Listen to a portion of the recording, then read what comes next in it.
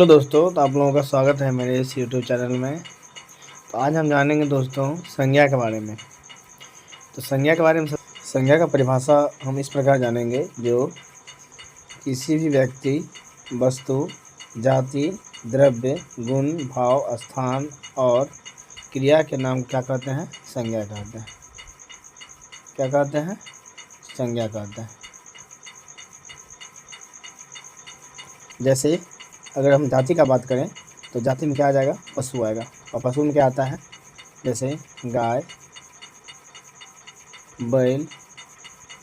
तो ऐसे में क्या है? जाति का जिक्र यहाँ पे होता है। क्या होता है? जाति का जिक्र होता है। जैसे स्त्रीलिंग और पुल्लिंग के हिसाब से। जैसे दिल्ली और भारत क्या है? स्थान है। दिल्ली और भारत क्या है? दिल्ली और भारत क्या है? स्थान है। दिल्ली खास जगह का नाम हो गया, और भारत भी क्या है? खास देश हो गया, जो क्या करता है? स्थान का जिक्र करता है। उसके बाद जानेंगे दोस्तों वस्तु के बारे में। तो वस्तु में क्या क्या है? जैसे किताब है, कुर्सी है, क्या एक प्रकार का वस्तु है। और सुंदरता क्या है? एक प्रकार का गुण है। और व्यथा, घृणा, दुखी, ये सब क्या है? भाव है जिसको हम सिर्फ महसूस कर सकते हैं। और मोहन, सीता, गीता क्या है? एक व्यक्ति है।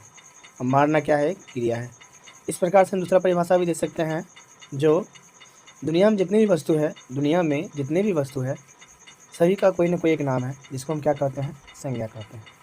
या हम यही बोल सकते हैं, नाम को ही संज्ञा बोलते हैं। ऐसा कोई वस्तु नहीं है दोस्तों जिसका कोई एक नाम नहीं हो, इसलिए नाम को क्या कहते हैं? संज्ञा कहते हैं। उसके बाद हम जानेंगे दोस्तों संज्ञा के प्रकार में। जानेंगे पहला हो गया व्यक्तिवाचक, दूसरा हो गया जातिवाचक, तीसरा हो गया भाववाचक, चौथा हो गया द्रव्यवाचक, और पांचवा हो गया समूहवाचक। तो इस प्रकार से हम जानेंगे। तो पहला क्या है? पहला है दोस्तों व्यक्तिवाचक। तो पहले हम किसी विशेष व्यक्ति, वस्तु, स्थान, नाम के बोध को क्या कहते हैं? संज्ञा कहते हैं, है ना। बोध कराने वाले शब्द को क्या कहते हैं? व्यक्तिवाचक संज्ञा कहते हैं। जैसे देखिए हम सेंटेंस के माध्यम से समझेंगे। जैसे प्रेमचंद क्या है? एक व्यक्ति है। और क्या है? इसमें सेंटेंस जो बनाया गया है, जो प्रेमचंद एक उपन्यासकार है ना। क्या है? उपन्यासकार, यानी उपन्यास को लिखने का काम करते हैं। जैसे विराट कोहली मैच के महान खिलाड़ी हैं। इसमें महान खिलाड़ी कौन है? विराट है, जो एक क्या है? खास व्यक्ति है। तो क्या है? एक खास व्यक्ति है। जैसे भारत की राष्ट्रभाषा क्या है? हिंदी है। यानी हिंदी क्या हो गया? एक राष्ट्रभाषा हो गया, यानी खास भाषा का यूज हो रहा है ना। व्यक्तिगत हिंदी भाषा का यूज हो रहा है। इसके बाद इंदिरा गांधी भारत की पहली महिला प्रधानमंत्री थी। यानी यहाँ खास बात यह है, जो पहली प्रधानमंत्री महिला थी, है ना। कौन थी? इंदिरा गांधी। उसके बाद भीमराव अम्बेडकर ने भारत का संविधान लिखा। यहाँ जब भारत के संविधान को लिखने का अगर बात आएगा तो इसका नाम आता है भीमराव अम्बेडकर, जो क्या है? खास व्यक्ति हो गए। और उसके बाद जानेंगे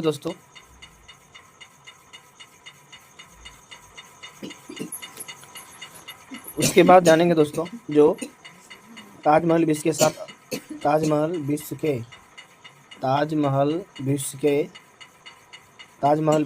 अजूबों में क्या है? एक है। और ताजमहल एक है, इसलिए खास व्यक्तिगत का यूज हो गया। उसी प्रकार से सचिन तेंदुलकर को मास्टर ब्लास्टर के नाम से जाना जाता है। दुनिया में एक ही व्यक्ति है जिनको हम क्या? मास्टर ब्लास्टर के नाम से जानते हैं। किनको? सचिन तेंदुलकर को, ठीक है। उसके बाद जानेंगे दोस्तों अमिताभ बच्चन को कलाकार के नाम से जाना जाता है।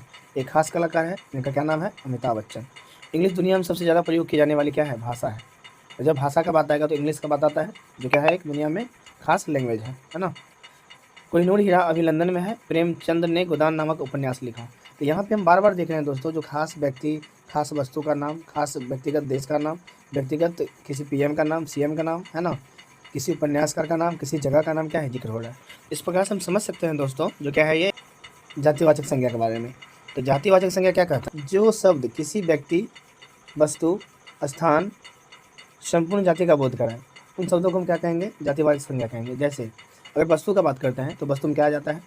जैसे टेबल, कुर्सी, मोबाइल, टीवी, कंप्यूटर, पुस्तक, बाइक, कार, ट्रक इत्यादि, ये सब क्या है? वस्तु का नाम है। अगर हम स्थान का जिक्र करेंगे तो क्या आया? क्या हो गया? गांव, स्कूल, शहर, बगीचा, नदी, हिमालय आदि। अगर हम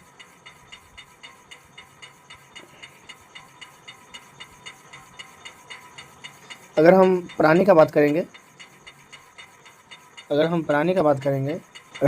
करते हैं, जैसे लड़का लड़की, आदमी, जानवर, पशु पक्षी आदि, गाय क्या है? प्राणी है। इस प्रकार से हम उदाहरण के माध्यम से हम क्या कर सकते हैं, इस सेंटेंस को देख सकते हैं। जैसे देखिए दोस्तों, क्या है, बच्चे खिलौने से खेल रहे हैं। यहाँ क्या है, वस्तु का जिक्र भी हो रहा है और प्राणी का जिक्र भी हो रहा है। मनुष्य सबसे पुरानी क्या है, प्रजातियों में से एक है और आजकल शहरों की जनसंख्या क्या है, तेजी से बढ़ती जा रही है ना। तो यहाँ पे शहर या स्थान का नाम क्या हो गया, जिक्र हो गया, है ना। तो इस प्रकार से हम जातिवाचक संज्ञा के बारे में जान सकते हैं। अब हम जानेंगे दोस्तों भाववाचक संज्ञा के बारे में। किसके बारे में, भाववाचक संज्ञा के बारे में। तो पहले भाव के बारे में देखिए, जो शब्द किसी चीज़ या पदार्थ की अवस्था, दशा, भाव का बोध कराए उसे हम क्या कहते हैं, उन शब्दों को भाववाचक संज्ञा कहते हैं। जैसे बचपन, बुढ़ापा, मोटापा, मिठास, उमंग, चढ़ाई, थकावट, मानवता, चतुराई, जवानी, लंबाई, मित्रता, मुस्कुराहट, अपनापन, परायापन, भोग, प्यास, चोरी, क्रोध, क्या है ये सब, ये सब से क्या हो रहा है, भाव उत्पन्न हो रहा है ना। और जब जहाँ भाव उत्पन्न होगा तो उसको क्या कर सकते हैं, वो हम महसूस करते हैं। भाव को क्या किया जा सकता है, महसूस किया जा सकता है, उसको देखा नहीं जा सकता है। हमको कितना प्यार है, कितना घृणा है, कितना प्यास लगा है, कितना चोरी करना है, कितना क्रोध करना है, ये सब क्या है, महसूस करना होता है, यानी भाव होता है। इसके उदाहरण के माध्यम से हम समझ सकते हैं दोस्तों। जो उदाहरण, ईमानदारी व्यक्ति का आभूषण है। ईमानदारी क्या है, व्यक्ति का आभूषण है। यहाँ ईमानदारी क्या हो गया, भाववाचक। सैनिकों के हृदय में देशभक्ति कूट कूट कर भरा। कितना देशभक्ति भरा ये हमको नहीं मालूम है, लेकिन देशभक्ति यानी क्या है, यहाँ पे कुछ महसूस करवा रहा है भाव को। व्यक्ति का बुढ़ापा उसे लाचार बना दिया है। तो उसका बुढ़ापा कितना है, इसको हम माप तो नहीं सकते हैं, है ना। इसको सिर्फ क्या कर सकते हैं, इसको हम महसूस कर सकते हैं, है ना। इसके बाद जानेंगे दोस्तों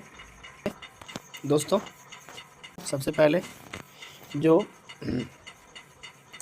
किसी चीज़ या पदार्थ की अवस्था, दशा, भाव को बोध कराए, है ना, उन शब्दों को क्या कहते हैं, भाववाचक संज्ञा कहते हैं। जैसे बचपन, बुढ़ापा, मोटापा, मिठास, उमंग, चढ़ाई, थकावट, मानवता, चतुराई, जवानी, लंबाई, मित्रता, मुस्कुराहट, ये सब क्या है, अपने आप में एक भाव उत्पन्न करता है। जैसे भोग, प्यास, चोरी, क्रोध, कोई कितना प्यार दिखा रहा है, कितना घृणा कर रहा है, इसको हम व्यक्त नहीं कर सकते, इसको सिर्फ महसूस कर सकते हैं, है ना दोस्तों। तो इसको इस प्रकार हम बोल सकते हैं, ईमानदारी व्यक्ति क्या है, आभूषण है। सैनिक के हृदय में देशभक्ति कूट कूट के भरा है। कितना कूट के भरा है उसको नहीं हम आप तोल सकते हैं, बल्कि सिर्फ महसूस कर सकते हैं। व्यक्ति का बुढ़ापा क्या है, उसे लाचार बना देता है। तो यहाँ पे बुढ़ापा कितना है, इसको हम महसूस सिर्फ कर सकते हैं, न कि इसको हम माप तोल सकते हैं। ठीक है दोस्तों।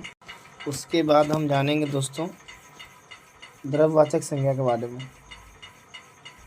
जो शब्द किसी ठोस, तरल पदार्थ, धातु, अधातु, द्रव्य का बोध कराए उसे क्या कहते हैं, द्रव्यवाचक संज्ञा कहते हैं। या द्रव्यवाचक संख्याओं का द्रव्यवाचक संख्याओं को ढेर के रूप में नापा तोला जाता है, और ये क्या है, अगणनीय है, यानी इनको हम गिनती नहीं कर सकते हैं। इसको हम ऐसे ही बोल सकते हैं, वैसी संज्ञा जिसको नाप या तौल तो सकते हैं। संख्या का वैसा प्रकार, या हम ये बोल सकते हैं दोस्तों, जब किसी संज्ञा से नाप तौल का बोध हो लेकिन उनको गिनती नहीं किया जा सके, तो उसे हम क्या कहेंगे, द्रव्यवाचक संख्या कहेंगे। जैसे पानी, तेल, घी, सोना, चांदी, हीरा, लोहा, कोयला, चीनी, फल, सब्जी, द्रव्य जिन्हें संख्याओं में गिना नहीं जा सकता है, बल्कि इन्हें सिर्फ तौला या फिर नापा जाता है ना। इसके माध्यम से दोस्तों हम देख सकते हैं, और कुछ उदाहरण है, उदाहरण के माध्यम से देखिए। उदाहरण क्या कहता है, हमें रोज़ पानी पीना चाहिए। यहाँ पे किसका जिक्र हो रहा है, पानी का, क्या हो गया, द्रव्यवाचक हो गया। उसके बाद रोज़ाना घी खाता हूँ, मैं रोज़ाना घी खाता हूँ, यहाँ पे घी है, द्रव्यवाचक। बाजार से फल लेकर आऊँ, फल क्या हो गया, द्रव्यवाचक। मुझे हीरे के आभूषण पसंद है, यहाँ हीरा क्या हो गया, उसके बाद हम जानेंगे दोस्तों समूहवाचक संज्ञा के बारे में। तो आइए देखते हैं समूहवाचक संज्ञा के बारे में।